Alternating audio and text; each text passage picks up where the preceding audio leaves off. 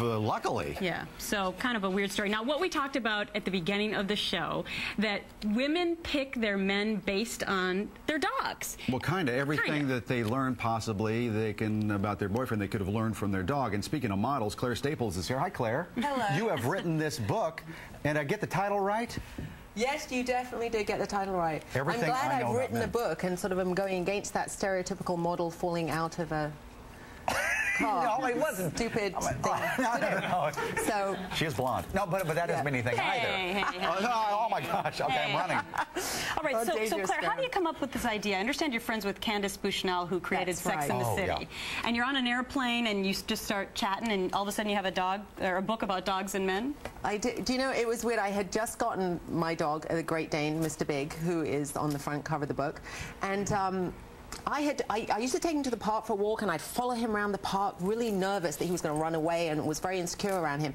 And one day I just thought, you know what, live in the park. And I walked off, and he comes running after me. And I was saying to Candace on the plane, it's just like men. You run after them, and they run away, and you know, you ignore them, and they run after you. So that was how the concept for the book. Well, that works, right, Mike? You know, I was thinking about should you go for, you know, a lot of people like chocolate labs, you know, oh, what a beautiful dog. Should you go for the good-looking dog? Like that collie, that's a good-looking dog. Yeah, I mean, I recommend not to choose a dog for his looks alone, but also that handsome men are not a particularly good bet. They've learned to rely on their looks and maybe not developed a personality and a sense of humor, as you probably, you know. Well, our...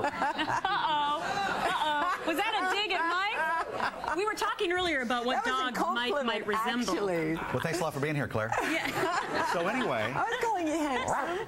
No, but the one point that I loved in the book was that you said that you need to train early. Yes. Train your dogs early. If anyone's ever had a dog in the audience, right? I mean, you got to train them early. Got to train your men too. Roll up a paper, Gretchen. Well, I'm just saying. Well, it's about you got to train them, right? setting boundaries with both. You know, men and dogs, they like boundaries. Actually, they like to know where they are, and you got to do that early on. I used to have a dog that would hump people's legs when they would come into my home. That's probably not the type of guy you'd want to. There's a boundary to be set there, definitely. Right. I hate dogs I'm not like sure what that. It's called. They attack you when you go into somebody's home. That's affection. That's is another compliment. Wow, that's not the affection I want.